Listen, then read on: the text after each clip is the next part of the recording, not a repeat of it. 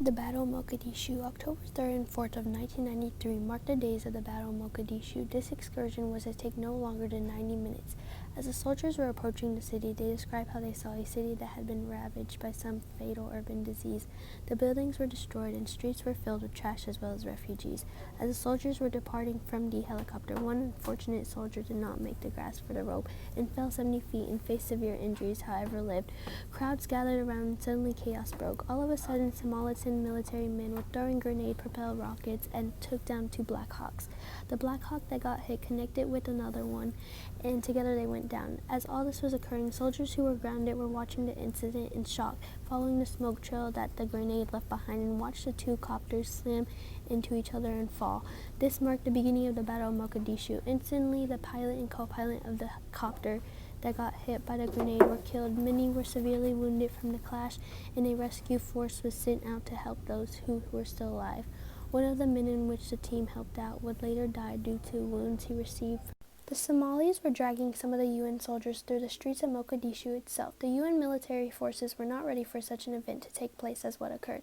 Therefore, there was a shortage in the number of soldiers available, as nobody saw this coming. All soldiers tried their best to get to the crash site and fight off swarming crowds that was amongst them to rescue the ones who were stranded in the helicopter. At the end of the day, the Battle of Mogadishu resulted in the loss of two Black Hawks, an estimate of 19 American lives, including 73 injured, deaths from Pakistani with an estimate of 24, as well as deaths from Malaysian forces. To give an estimate on the amount of Somalian deaths is disputed, as no resource can give an exact number of casualties. For example, Rutherford reports that there were 500 deaths and 700 wounded in the humanitarianism under fire, the U.S. and UN intervention in Somalia, whereas Luke Glanfield reports 500 to 1,000 dead and or wounded in Somalia, reconsidered an examination of the norm of humanitarian intervention. The special forces did, however, complete their mission and capture Adid's lieutenants. The UN departed itself away from the country in the year of 1995, and a year later, Adid died. President Clinton spoke to the public about the event. My fellow Americans, today I want to talk with you about our nation's military involvement in Somalia.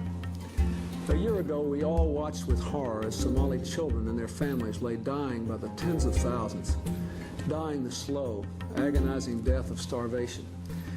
A starvation brought on not only by drought, but also by the anarchy that then prevailed in that country. This past weekend, we all reacted with anger and horror as an armed Somali gang desecrated the bodies of our American soldiers and displayed a captured American pilot. All of them soldiers who were taking part in an international effort to end the starvation of the Somali people themselves. These tragic events raise hard questions about our effort in Somalia. Why are we still there? What are we trying to accomplish? How did a humanitarian mission turn violent? And when will our people come home? These questions deserve straight answers. Let's start by remembering why our troops went into Somalia in the first place. We went because only the United States could help stop one of the great human tragedies of this time. 1/3 million people had died of starvation and disease. Twice that many more were at risk of dying. Meanwhile, tons of relief supplies piled up in the capital of Mogadishu because a small number of Somalis stopped food from reaching their own countrymen.